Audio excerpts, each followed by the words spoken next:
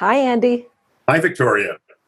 Today, our guest is Dr. Ethan Russo, who is one of the world's leading researchers on cannabis. Yeah, I've known him from some time ago through some of his ethnobotanical work, and I think he's one of the most knowledgeable people about cannabis therapeutics. And am I correct that perhaps your first research project was on cannabis? I did the first human double-blind experiments with cannabis. That was way back in 1968.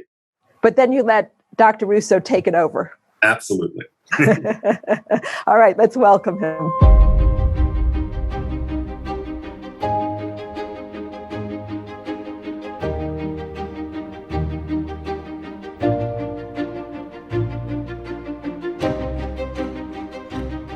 Ethan Russo is a board-certified neurologist, psychopharmacology researcher, and author. He's the founder and CEO of Credo Science. He graduated from the University of Massachusetts Medical School and then completed residencies in pediatric and in child and adult neurology. He was a clinical neurologist for 20 years, where he often saw people who had chronic pain. He's the past president of the International Cannabinoid Research Society and former chair of the International Association for Cannabinoid Medicines. He's authored many books, too many to list right now, but they include The Handbook of Psychotropic Herbs and The Last Sorcerer, Echoes of the Rainforest. Ethan, welcome to our podcast. Well, thank you for having me. Of note, medical marijuana is now legal in 33 United States and also in the District of Columbia. Andy, I want to start with you. Why do you think that cannabis has been demonized in the United States, in our culture, and actually in medicine? Well, I think the fear and hatred of that plant in our culture, which is so irrational and completely inconsonant with the chemical and pharmacological realities of the plant, can only be explained by cannabis's associations rather than cannabis itself. It has always been associated with deviant subcultures, with outsiders, with people that the dominant culture has considered threatening. The knowledge that cannabis was an intoxicant, psychoactive drug traveled independently from knowledge of the uses of the plant as fiber source, medicine, food. And there were many cultures in Europe, for example, that grew hemp for fiber, but really didn't know it as a psychoactive agent. And the knowledge of it as an intoxicant came to North America by way of African slaves who first brought it to Brazil and then migrated north. And that established itself in the jazz culture around New Orleans, which provoked the first cultural reactions to the plant in the 1920s. Later, it was associated with Mexican migrant workers in the South and Southwest. And then in the 60s, it became strongly associated with the countercultural movement with hippies and political radicals. So I think it has always been these associations with minorities, with deviant subcultures that really has provoked the kind of reaction that eventually led to criminalization of it and has kept it out of medical use for so long. And yet, it's an incredibly useful medicine. Ethan, I'm wondering if you can speak to why you believe cannabis is so very promising. Well, first, people should understand that cannabis was a mainstream medicine, even in the United States, between about 1850 and 1940. The father of 90 years. Yeah. So, father of modern medicine, Sir William Osler, as late as 1915, said that it was the best treatment for migraine. And it was also widely used in obstetrics and gynecology, even in children. And there really were no problems associated with its abuse. So, given that foundation, we have to fast forward to the discovery of the endocannabinoid system. So we have within our bodies something called the ECS, the endocannabinoid system, which means that we have innate chemicals that resemble the activity of THC. In fact, the endocannabinoid system is the major homeostatic regulator of human physiology, animal physiology, in fact. So it has a modulating effect on every physiological function, but particularly in the brain. This helps to explain the versatility we see for cannabis-based medicines in treating a variety of conditions that are otherwise intractable, where conventional medicine, if you will, has been poorly productive of benefit to patients. Tell us about some of the most promising areas that it's been used for care of patients. Sure. Well, it's widely acknowledged that cannabinoids and THC in particular have a role in treating chronic pain, not so much in acute pain. So if you have a toothache or have just had a tooth extraction, it's not what to use. But in chronic conditions, particularly those with neuropathic pain, the cannabinoids really shine in that context. It's been known for decades that the cannabinoids have a strong role in treating nausea and vomiting associated with chemotherapy. That's well established. And synthetic THC, as Marinol, was approved for that use in the US in 1985, although it never gained much traction because THC alone is a pretty lousy drug, poorly tolerated and more likely to produce side effects than cannabis itself. Beyond that, there are myriad conditions. We have approval in 30 countries outside the U.S. of cannabis-based medicines, specifically Sativex or nabiximols, for treating spasticity associated with multiple sclerosis. And more recently in the U.S., FDA approval of Epidiolex, which is a 97% pure cannabidiol preparation, CBD, for treatment of intractable epilepsy associated with Dravet syndrome, Lennox-Gastaut syndrome, and more recently for tuberous sclerosis.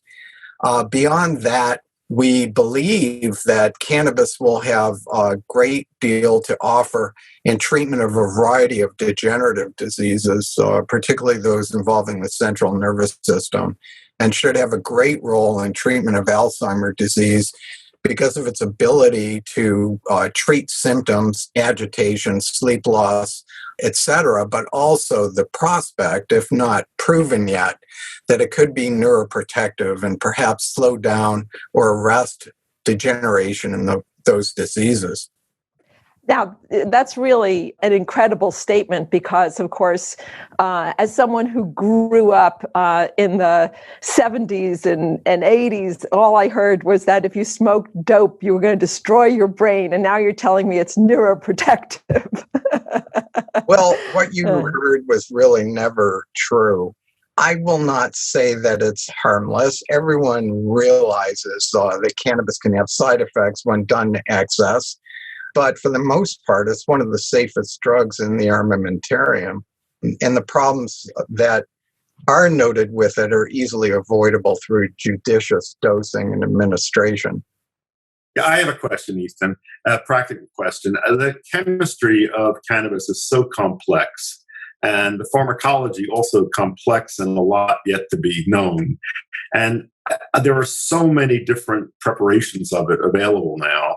I'm really at a loss when patients ask me how to use cannabis or what products they should use. I don't know. I really don't know how to advise people. There are many people advocating the use of CBD for various conditions. There are some people who say that CBD by itself without THC does very little except in epilepsy conditions that you mentioned. So I find it very difficult to give patients advice. Yeah, let's break that down a little bit. A couple of years ago, I realized that there had been yet to appear peer-reviewed journal publication on dosing and administration of cannabis-based medicines. So with a colleague, Caroline McCollum, and I, we wrote this article. It was in the European Journal of Internal Medicine. People could get that at a website we set up, ethanrusso.org. And it goes through the evidence-based information drawn from randomized controlled trials, as well as our personal experience in dosing THC and dosing CBD, etc. So there's a lot of detail there. But to address a couple of the things that you wrote, we can make certain basic statements. In whatever form, 2.5 milligrams of THC is going to be a threshold dose. Most people will feel it, some will not. 5 milligrams is a middling dose, and 10 milligrams is going to be too much at once, except for people who have developed some tolerance to it. And that's an important point. People can get accustomed to any amount of THC because there is a tachyphylaxis, a loss of effect as far as the psychoactivity of THC if the doses are slowly brought up over time through a slow titration. But in general, I find for most indications that people do not have to exceed 15 to 30 milligrams of THC total in a day for any condition, with the possible exception of attempts to primarily treat cancer. Those seem to require high doses of cannabinoids. For cannabidiol, which is a very versatile substance, it's much less potent, and so the numbers need to be higher. And it is true to say that low doses of CBD in pure form may not be too active. I like to say that there's almost nothing that CBD does that wouldn't be enhanced by having at least a trace amount of THC aboard. And that's the experience of most clinicians who do a lot of this work. In pure form, we're finding that very high doses might be necessary. So a few hundred milligrams to treat anxiety, and in the range of 1,500 milligrams or more of CBD in pure form to treat serious conditions such as intractable epilepsy.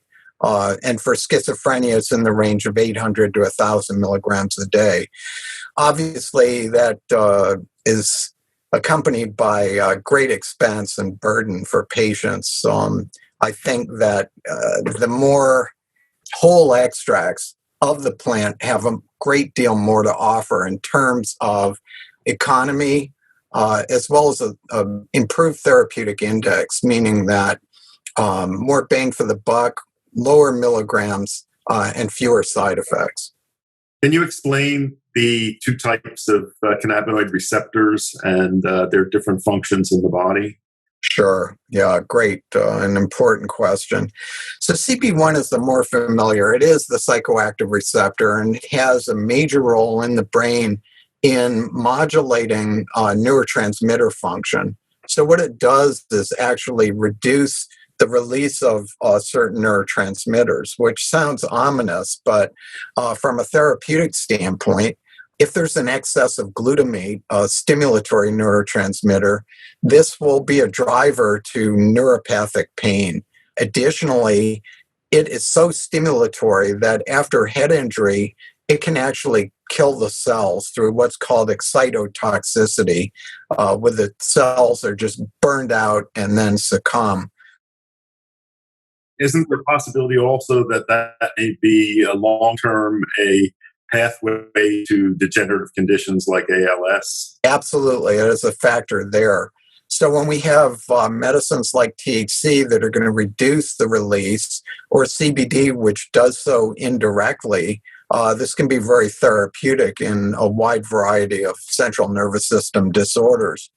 So the endocannabinoid system, and CB1 in particular, is really at the root of pain in the brain, whether you're going to vomit or not, seizure thresholds, regulation of emotion, addiction potential, really is at the root of everything because it is the most common G protein coupled receptor in the brain, exceeding the receptor density for all of the neurotransmitters combined. And it's also out in the body, in the spinal cord, in the gut, where it regulates propulsion through the gut, also secretion of fluids. CB2, in contrast, is mainly out in the body, but can be in the brain under conditions of inflammation. And it is mainly immunomodulatory, so it's going to work on immune function, and again, as an anti-inflammatory and pain reliever. So most people are not using pure THC or pure CBD. They're using whole plant products and extracts, what kind of advice do you give those people? How do they select strains? What route of administration do you recommend? Well, it is a morass out there, and it's very dependent on geography. If someone lives on the West Coast, they may have a lot of choices. Other places, that's much less the case. One of the major problems is the lack of regulation in the industry. I tell patients and physicians that every preparation of whatever source should be accompanied by a recent certificate of analysis, because we're interested not just in how much THC and CBD is in the material, but also the terpenoid content, which is going to have a major modulatory influence on the effects of the preparation. So I share your difficulty in trying to make recommendations to people. It's very dependent on where they live and what's available, but with a certificate of analysis and knowing what the patient might be trying to treat, I feel like we can give more specific advice. But the industry has been very poorly regulated in that respect, and so it is extremely burdensome for a patient to try and figure this out on their own. Cannabis has many different chemical compounds. You've spoken to CBD and THC, and now just a little bit to the terpenoids. What's the role of the other 300 plus chemical constituents? Well, each one has its own particular pharmacology. We know a good bit about the pharmacology of perhaps 12 of the cannabinoids that the plant makes, but there are at least 150 closely related molecules that come out of the plant. It's really incredible. I could give a few examples of the minor cannabinoids, so-called. I think the next big thing is cannabigerol. So this is sort of the parent compound. Normally in the plant, it doesn't stop there. It goes on to these other substances, but particularly in Oregon and other parts of the West Coast, we're now seeing the advent of more cannabigerol products. And I think it's extremely promising. It is psychoactive, but without being intoxicating. And I'll make that same distinction in relation to CBD. So what CBG does is have a really strong anti-anxiety effect without being sedating or addictive. So this is quite distinct from your benzodiazepines or the drugs normally used to treat anxiety. Beyond that, it's a strong antibiotic. It works on methicillin-resistant Staphylococcus aureus, MRSA. And beyond that, it works on something called the TRPM8 receptor, and should have application to treatment of prostate cancer, which is extremely common in our society. So this is just a few examples there. There also is renewed interest in the so-called acid cannabinoids. These are the forms of the cannabinoids in the fresh plant before they're heated. So tetrahydrocannabinolic acid has a couple of very interesting mechanisms of action. It works on tumor necrosis factor alpha, which should make it applicable to treatment of a variety of autoimmune conditions, particularly inflammatory bowel diseases, but also MS, rheumatoid arthritis. Another activity is on the PPAR gamma receptor, a nuclear receptor that affects gene transcription. And this should make it applicable in weight loss, diabetes type 2, and treatment of cancer, among others. And I could go on and on. As for the terpenoids, there's some 200 that have been described in cannabis. So far, none unique to cannabis. But these, again, have a major modulatory effect on THC in particular. So just look at the most common ones. Myrcene is the predominant terpene in cannabis. And in combination with THC, it's responsible for that narcotic couch lock effect. There's sort of a synergy in the sedation aspect, which is not what people commonly need unless they're trying to get to sleep. Better would be to have alpha-pinene, which counteracts the short-term memory impairment engendered by THC, and or limonene, which is a very pronounced mood elevator, antidepressant. And then caryophyllene, which is fascinating because it's both a terpenoid and a cannabinoid. It works on the CB2 receptor, the non-psychoactive receptor, where THC also works. So it can produce anti-inflammatory and analgesic pain-relieving effects without intoxication. So those are a few examples. Andy, as a botanist, is this spectacular range of effects that cannabis has typical of most plants, or would you say that this really stands alone? I think it's exceptional. We see, I think, with all plants that have physiological activity, that there is a complex of compounds responsible for the effects. They're not just due to a single active principle, but with cannabis, this is really an exceptional array of families of molecules. I think it is unique in that regard. And so many of the conditions that we really struggle to take good care of patients with, it seems like there's this potential. I want to point to one in particular. You were a guest at our mental health conference a year ago, and you brought to my attention a study that had been done in Canada. This is a really interesting study where they looked at a registry of people who had licensure to use medical marijuana and asked them about their use. And it turned out that people were able to use the products to help manage their anxiety, and they actually were able to go off of some of their benzodiazepine or antidepressant. And I'm wondering if you could speak a little bit more to that study.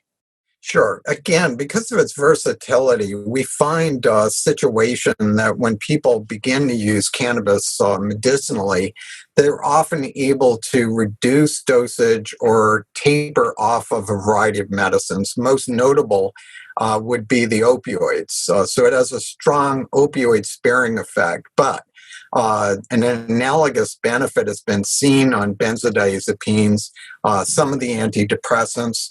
And these are mainly from observational studies. Most of the randomized controlled trials have had a requirement that people keep stable on their existing regimen. So this is not an effect that has necessarily been confirmed in most of the randomized controlled trials. But I certainly believe it has that potential because in real life experience, we've seen the same thing, especially with prescription products such as nabiximols and Epidiolex. Ethan, in addition to all of these natural constituents of cannabis, I'm sure there are now people working in various labs and pharmaceutical companies to develop analogs of the cannabinoids and other constituents. So what do you see as the potential there for developing new medications? Oh, I think that some will get to market. There have been a couple of examples. Marinol is a synthetic THC. It's had very little market influence. We also have Nabilone, which is a semi-synthetic analog of THC, again, not with a lot of traction. My strong bias, I think you'll share, is that nature does it better, that we need the full panoply of what the plant offers as opposed to isolated single agents. Now, the model of pharmaceutical development in this country has been to, for some 3 generations, having a target in mind, usually a receptor, computer designing a molecule that's going to fit there with the highest affinity and specificity, and then down the road, maybe they discover it's toxic, but oh well. In this instance, we have co-evolved with cannabis for thousands of years, and although there can be pitfalls and side effects, we're well acquainted with all of the adverse event profile associated with cannabis, and none of it is fatal. I should point out what a lot of people know already, that it's not possible to fatally overdose on cannabis. As opposed to the opioids, there are very few CB1 receptors in the respiratory centers in the medulla, and although other things can happen, no one can kill themselves with this drug, fortunately. Even the strongest advocates for cannabis may worry about heavy use in teenagers, young adults whose brains are still developing. Can you share what the concern is and if you agree with it? Well, I think I said this at the conference last year. Nobody thinks that it's a good thing for kids to come home from school when they're able to do bong hits all afternoon instead of studying or doing sports. However, the best studies currently show that even in teenagers, heavy use is not associated with permanent damage. I think something that's often lost in this situation is asking why. Why has this behavior developed? What might this young person be trying to treat that hasn't been addressed, whether it be social anxiety, ADHD, or anything else? And I really would be highly critical of studies that fail to address the why. So I think that due caution is required. However, we shouldn't be unduly worried about permanent sequelae from this because various studies have shown that almost any cognitive effects of even the heaviest cannabis use will dissipate within 30 days. Given the tremendous potential for therapeutic use, what do you think it will take to get it out of Schedule 1? How do you see that unfolding? We need more enlightened politicians. There's the umpteenth legal case is going before the Supreme Court, and if I just filed an amicus curiae brief with colleagues on that, and it's possible something could happen there, but I think we need a political solution.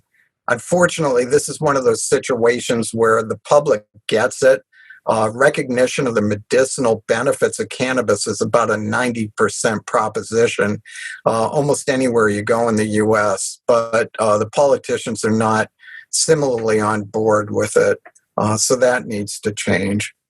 And I want you to reflect on what Ethan just shared, because you wrote a book called, long time ago, From Chocolate to Morphine, about why people might be attracted to mind-altering substances. So do you think it's always a sign of a problem in the young person's life, or do you think this is just part of what we do as developing humans? Well, in my first book, The Natural Mind, the thesis was that human beings have an innate drive to alter consciousness. And I think that makes evolutionary sense because I think these altered states potentially are doorways into fuller use of the nervous system and experiences that may be very positive. Substances are one way of satisfying that drive. There are many others, and I've written about those, everything from meditation, whirling. I mean, it goes an infinite list. And the basic point is that the experiences people seek are latent within the nervous system. And when drugs are used to get to them, they act as triggers or releases. And people, and cannabis is one of the best examples of this, that people have to learn to get high on cannabis. They have to learn to associate the relatively subtle effects of the drug with the state of consciousness that they're looking for. So I think that's my basic answer. There are lots of other reasons why people get attracted to the use of substances. A major one is their illegality. And that, especially for young people, I think is a strong attraction. And in countries, probably the Netherlands was the first country to do this when they decriminalized cannabis. They said their intention was to make it boring. And it seems to have worked, that use went down in the Dutch population. They had a lot of people coming in from other countries, Germany especially, to use. But, I think that we often fail to recognize how making things prohibited and illegal makes them so much more attractive to certain segments of the population, especially young people. Yeah, here. It's that old adolescent rebellion. I would just go on from that to say that use rates in states that have decriminalized or made it medically available have actually gone down. So there's the lesson. You have to remove the cachet and it will have less appeal. If dad needs it to treat his arthritis, it isn't so cool. Body of Wonder is produced by the Andrew Weil Center for Integrative Medicine at the University of Arizona. internationally recognized for innovative health and wellness programs, evidence-based research, and clinical standards. During this unprecedented time managing the physical and emotional challenges of the coronavirus, the Andrew Weil Center is here to support you. The center offers listeners a wide range of free resources to live and maintain a healthy lifestyle, including online learning, meditations, and short videos. To find out more, go to azcim.org/podcast. That's azcim.org/podcast. Neither of you advocate smoking cannabis. How would you recommend it be taken? You know, if someone really has an acute need, let's say that someone's having an aura of a migraine and they've got to get it on board fast, they're not going to be able to take anything orally because of the nausea and vomiting, then vaporization is a great alternative. However, for the vast majority of people using cannabis medicinally, they have chronic conditions with a need for ongoing dosing. Under those conditions, I really favor tinctures, oral mucosal or oral preparations that are going to people get by with 2 or 3 doses a day. There'll be fewer peaks and valleys of activity, so less chance of intoxication with an appropriate dose. And yeah, that would be my response. You know, I was very excited when I saw the appearance of Sativex, which was one of the products that Ethan, advised the company in the UK on. That was a metered dose oral spray, and it looks like a medical preparation. And I think for physicians in this country to embrace cannabis, they need to have products that look like medical drugs they're familiar with, not like recreational drugs. So that's, I think, a stumbling block at the moment, that to find good medical preparations that could be administered, say, orally or by oral mucosa. And what about topical? Well, that's a complicated one. Cannabis is great for the skin. So in treating inflammation, itch, any disorder of that type. The real controversy comes in about absorption and what else you can treat. So the terpenoids, if they're in the preparation, get through the skin great, but the cannabinoids hardly do at all. So I know innumerable people that swear by certain preparations to rub on their joints, but they say something funny, and that is that they get instant relief or within minutes. And there's no way that a sufficient amount is getting in or into the joint to do that. So you really have to look at the preparation. Maybe it's got menthol or other agents in them that are affecting the C pain fibers in the skin. There was a recent trial of topical preparation to treat epilepsy, which to me was a total laugher because there was no way that it could work. You cannot treat a systemic illness by applying any amount of cannabis on the skin. Again, great for the skin, not good for internal conditions. And I would just add, for the people using it on their joints, if they get relief and like it, hey, I think that's fine, but they shouldn't fool themselves about what's actually going on. Andy, have you seen people who are addicted to cannabis, and what do you advise? I've seen people who are dependent on cannabis, but I think there are complex reasons for that. And if they're separated from the drug, they don't have anything of the classical signs or symptoms that we associate with addiction. So I think people can become dependent on it, but it is not a difficult one to break. Ethan, you are one of the leading cannabis researchers, and I'm wondering if you can share with our audience what you're excited about. What's coming next?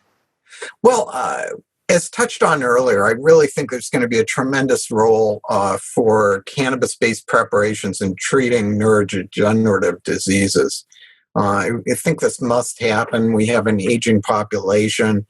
We're going to have a huge public health burden of people with Alzheimer's, as well as other degenerative diseases such as Parkinson's.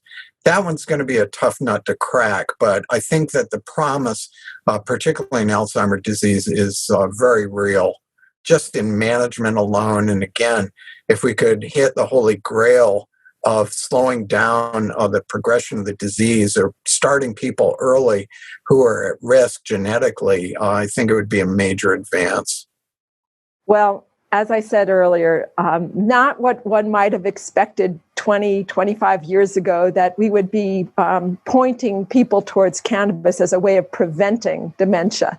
Thank you so very much for being our guest on this podcast and for your work. It was an honor.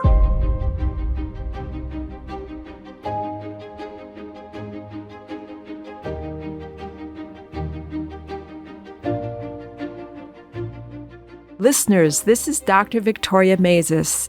We would love for you to send us your questions for Andy, myself, or for our guests. You can call us and leave a voicemail by dialing 520-621-3950. Again, 520-621-3950.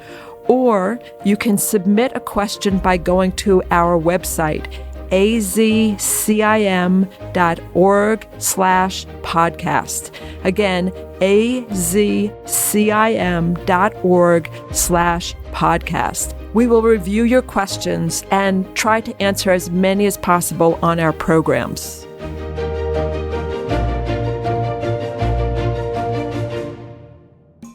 Learn more about topics featured on the Body of Wonder podcast and how to apply them to your everyday health with My Wellness Coach, a free mobile app from the Andrew Weil Center for Integrative Medicine. Download today at mywellnesscoach.arizona.edu. That's mywellnesscoach.arizona.edu.